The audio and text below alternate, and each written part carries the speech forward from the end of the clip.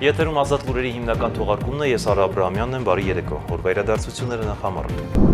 Երկարատև կայունություն ապահովելու համար պետք է զատվի հայ-ադրբեջանական սահմանը, ստորագրվի խաղաղության պայմանագիրը, բացվի հայ-թուրքական սահմանը, Ադրբեջանը ազատ արձակի հայ քաղբանտարկյալներին։ 2022-25 թվականներին Հայաստանում ԱՄՆ դեսպան Քրիստինա Քվինի հոդվածը Լոս Անջելես Թայմսում։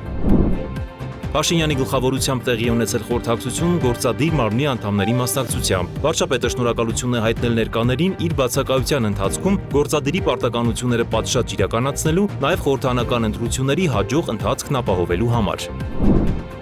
Ազգային ժողովում շարունակվում են 2025 թվականի բյուջեի մասին տարեկան կատարողականի քննարկումները։ ԱԺ պաշտպանության եւ անվտանգության հարցերի, ֆինանսավարկային եւ բյուջետային հարցերի մշտական հանձնաժողովների համատեղ նիստում ներկայացվել է ներքին գործերի նախարարության տարեկան զեկույցը։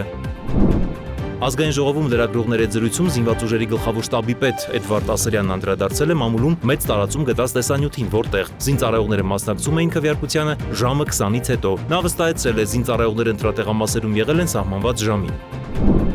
Դատախազը հանրային քրեական հետապնդում է հարուցել Գագիկ Ծառուկյանի նկատմամբ առանձնապես խոշոր չափերով հարկերից խուսափելու համար։ Խափանման միջոց է ընտրվել երկրից բացակայելու արգելքը։ Իդեպ ԲՀԿ առաջնորդ Գագիկ Ծառուկյանն այսօր Զվարթնոց օդանավականից փորձել է լքել Հայաստանի Հանրապետությունը, սակայն իրավապահ մարմինները թույլ չեն տվել։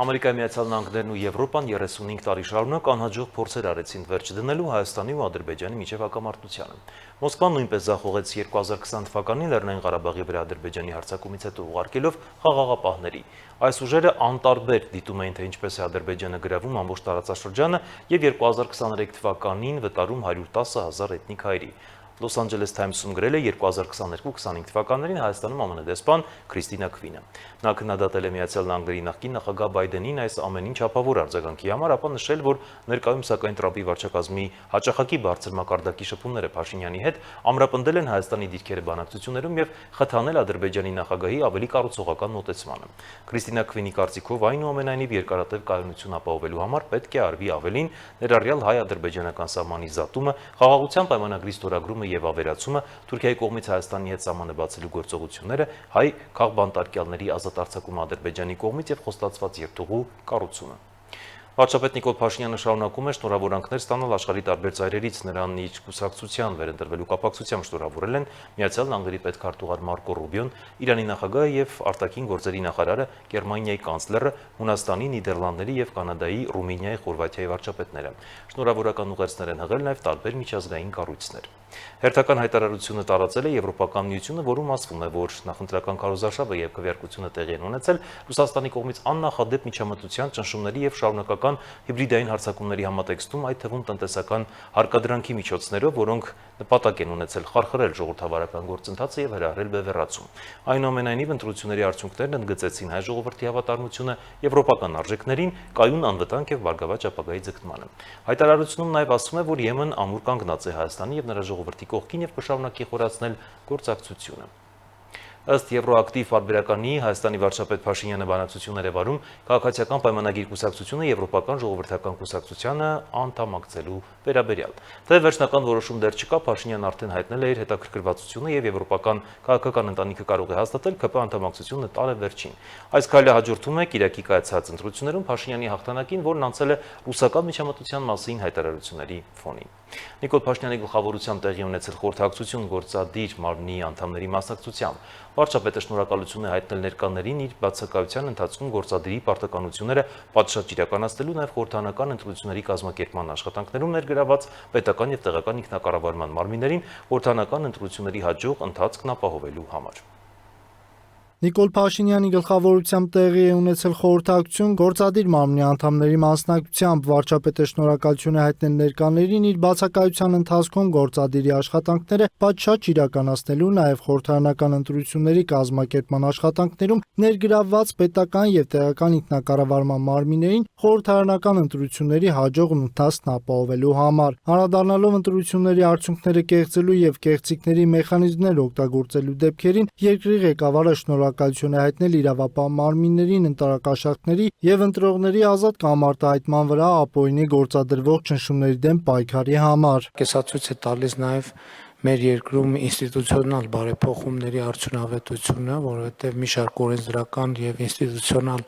բարեփոխումներ ենք մենք իրականացրել, որոնք իրենց արդյունքը տվել են։ Միաժամանակ վարչապետը մտահոգություն է հայտնել, որ ընտրակաշառքների հետ կապված հանդուրժողականության չհամաձայնեցված մթնոլորտ է ձևավորված։ Երկրի ղեկավարի դիտարկմամբ այդ պրակտիկան պետք է արմատապես փոխվի եւ մեխանիզմներ մշակվեն ընտրակաշառքի հանդեպ անհանդուրժող մթնոլորտ ձևավորելու համար։ Այս ընտրություններում ընտրակաշառք տալու կամ վերցնելու մեջ բռնված ցանկացած ոք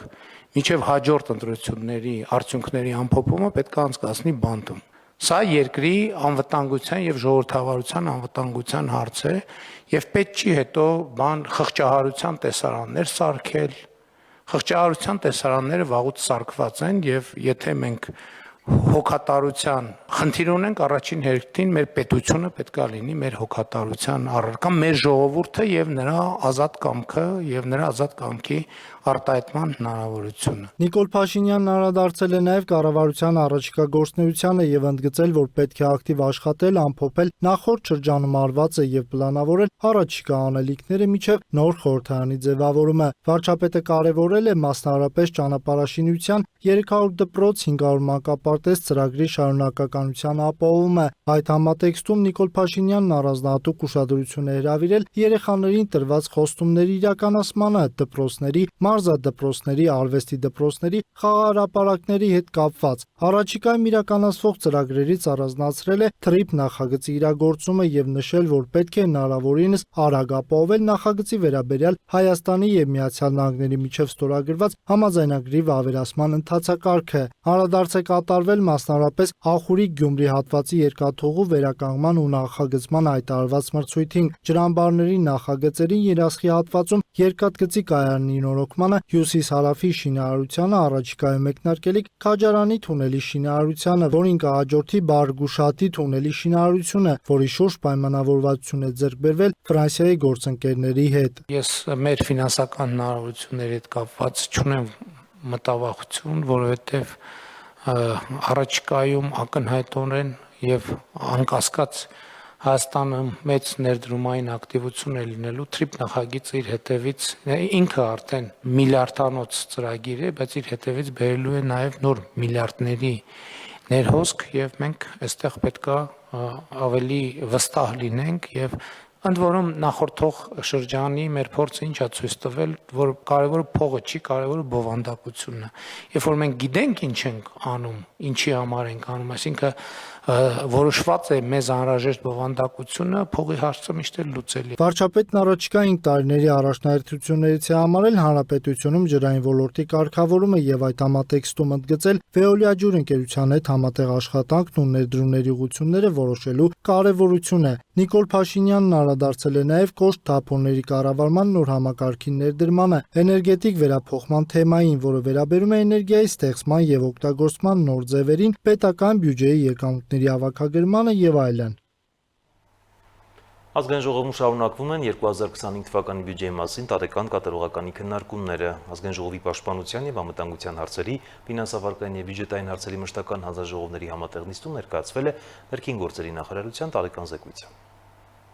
Ըստ ֆինանսների նախարար Վահե Հովհաննիսյանի 2025 թվականի ներքին գործերի նախարարության ծախսը կազմել է 105.7 միլիարդ դրամ, կատարողականը 97.2 միլիարդ դրամ։ Այնուհետև ներքին գործերի փոխնախարար Արմեն Մկրտչյանը հանգամանալից ներկայացրեց ներքին գործերի նախարարության ծրագրային միջոցառումներն ու ծախսերը։ Վերջինս առանձնացրեց միգրացիոն ծառայության ոլորտում կատարված բարեփոխումները, մասնավորապես Հայաստանի Հանրապետություն Եվրամիություն վիզաների ազատականացման ուղղությամբ տարվող աշխատանքները։ Ըստ Մկրտչյանի դեռևս 2025 թվականի նոյեմբերին, երբ նախարար Արփինե Սարգսյանը ստացավ վիզաների ազատականացման ծրագիրը, այդ ամենը վկայեց Հայաստանի Հանրապետության եւ Եվրամիության հարաբերությունների նոր փուլի մեկնարկի մասին։ Նշեմ, որ Հայաստանը միակ պետությունն է, ում հետ Եմեն ակտիվ երկխոսություն է վարում վիզաների ազատականացման թեմայով եւ միակ պետությունն է, որը երկխոսության մեկնարկից հետո ռեկորդային արագ ժամանակում ստացավ գործողությունների ծրագիրը։ Ներկայումս ակտիվ փուլում են գտնվում նոր կենսաչափական համակարգի ներդրման աշխատանքները, բոլորովին նոր որակի եւ միջազգային անվտանգային չափորոշիչներին համաունչ կենսաչափական փաստաթղթեր տրամադրելու նպատակով 2025 թվականին մեծածավալ աշխատանք է կատարվել եւ շարունակում է ընթանալ պետություն մասնավոր գործընկերության ձևաչափով ընտրված միջազգային գործընկերոջ հետ։ Խոսելով նաև Հայաստանի Հանրապետության քաղաքացիություն ստանալու համար դիմաց քաղաքացիների մասին, փոխնախարարը նկատեց, որ աճել են Ղարաբաղից բռնի տեղահանված մեր հայրենակիցների կողմից Հայաստանի Հանրապետության քաղաքացիություն ստանալու դիմումները։ Հունիս ամսվա սկզբին այդ թիվը կազմել է 11146։ Հանձնաժողովականների հետ հարցուպատասխանի հատվածում անդրադարձ եղավ Կիրակի անցկացված խորհրդարանական ընտրությունների ընթացքին։ Բոլորը նաև նախարարը ընդգծեցին, որ դրանք անցել են առանց որևէ բռնաճնշում, իսկ հետընտրական գործընթացների զարգացման պարագայում իրավապահ համակարգը կարձագանքի եւ թույլ չի տա, որ երկրում անկարգություններ լինեն ու քաոսային իրավիճակ ստեղծվի։ Ցանկացած զարգացում, որը կուղեկցվի իրավախախտումով կամ առավել եւս հանցավոր վարքագծով, իրավապահ համակարգը շատ հստակ եւ խիստ արձագանք կտա, քանի որ 24 ժամյա ուրեմն ռեժիմով իրավապահ համակարգը աշխատում է եւ նախընտրական եւ ընտրության օրը եւ բնականաբար հետընտրական ժամանակահատվածում եւս։ Ճիշտ եք ասում, որ հանցավորության կանխարգելումը այս ամենի առանցքում է։ Փոխնախարարը կարևոր ծրագրերից առանձնացրեց նաեւ կրթության, գիտության, մշակույթի, սպորտի նախարարության հետ համատեղ մշակած ծրագիրը, որի համաձայն 2026 թվականի սեպտեմբերից ավագ դպրոցներում անցկացվելու են ճանապարհային երթևեկության կանոնների ապահովման եւ անվտանգության դասընթացներ։ Ազգային ժողովում լրագրողների հետ զրույցում զինված ուժերի գլխավոր շտաբի պետ Էդվարդ Ասրյանը վստահեցրել է, որ հունիսի 7-ին զինծառայողները ընտրատեղամասերում եղել են սահմանված ժամին։ Ոչ մի զինծառայող ուժ չի ներկայացել։ Զինված ուժերի գլխավոր շտաբի պետը անդրադարձել է նաև արտերկրի ժամանած քաղաքացիների 25-օրյա վարժանքներին ներգրավելուն եւ նշել, որ վերջիններս եւս Հայաստանի քաղաքացի են, հետեւաբար նաև պարտավորություններ ունեն պետության առջև։ Իսկ պատասխանելով հարցին, թե ինչու են տարբեր երկրներում արտադրված նոր զինատեսակները հայկական անվանումներով փոխարինվել եւ արդյոք դա արգելված չէ, Ասրյանն ասել է, որ տարբեր երկրներից ձեռք բերված նոր զինատեսակները կրում են հայկական պայմանական անուններ, ինչն արտադրողի հետ պայմանագրերով արգելված չէ։ Գշպետը խոսել է նաև սահմանազատման գործընթացի մասին, վստահեցնելով, որ դրա հիմքում ընկած են կոնկրետ քարտեզներ եւ դրա շրջանակում նախատեսվում է վերականգնել Հայաստանի ինքնիշխան տարածքը։ Սահմանազատման աշխատանքը ունի հիմք, իսկ հիմքը հանդիսանում է համապատասխան քարտեզը, տարեթվի 100,000 Գլխավոր շտաբը տիրապետում է այդ քարտեզին եւ այդ քարտեզի պահանջներով մենք մեր աշխատանքները իրականացնում ենք։ Հանձնաժողովի կազմում նաեւ կա զինված ուժերի կազմից ներկայացուցիչ, ով շատ լավ է տիրապետում ռազմական քարտեզագրությանը եւ լավ գիտի այդ քարտեզի բոլոր պահանջները։ Պարոն Ասրյան, իսկ Ինչի համաձայն չլինեմ, եթե ինքը կատարում է ճիշտ Հայաստանի Հանրապետության ինքնիշխան տարածքի պետական սահմանով։ Դուք իրանցում եղել եք, վատ է, երբ որ ինքը սահմանազատված է եւ այնտեղ ծառայությունը իրականացվում է նույնիսկ առանց պահունակը զենքի միացնելու, հակառակ կողմում եւ մեր կողմում եւ այնտեղ ոչ մի կրակոց չկա։ Հայաստանի Հանրապետության տարածքը հայտարարված է 29743 քառակուսի կիլոմետր տարածք։ որոնք են տրվել Ոչ մի թիզ հող չի հանձնվելու։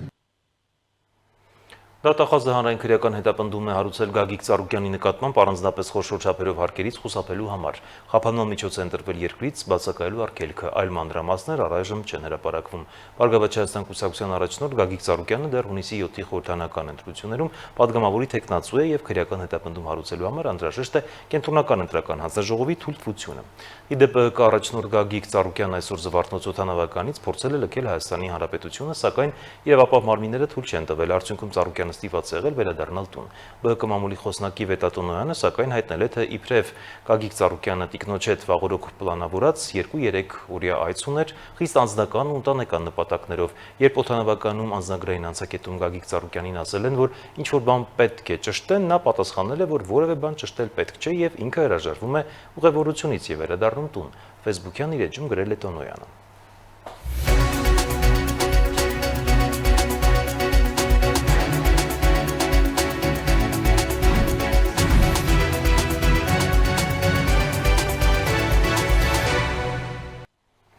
Շարունակում ենք թողարկումը Ստամբուլում նախորդին հանդիպել են Ադրբեջանի և Վրաստանի արտաքին գործերի նախարարներ Բայրամովը և Բոճորիշվիլին։ Նրանք նշել են էներգետիկա և տրանսպորտի ոլորտներում համատեղ նախագծերի տարածաշրջանային գլոբալ նշանակությունը, ներառյալ հարավային գազային միջանցքը, Բաքու-Թբիլիսի կարս երկաթուղին և միջին միջանցքը։ Նախարարները քննարկել են տարածաշրջանային անվտանգության հարցերի և Հարավային Կովկասում կայուն խաղաղության և կայունության ապահովումը։ Նշենք, որ Ստամբուլում երեկ տեղի ունեցել Ադրբեջանի, Վրաստանի և Թուրքիայի արտաքին գործերի նախարարների եռակողմ հանդիպում։ Միջազգային նորությունները տեսաշարով։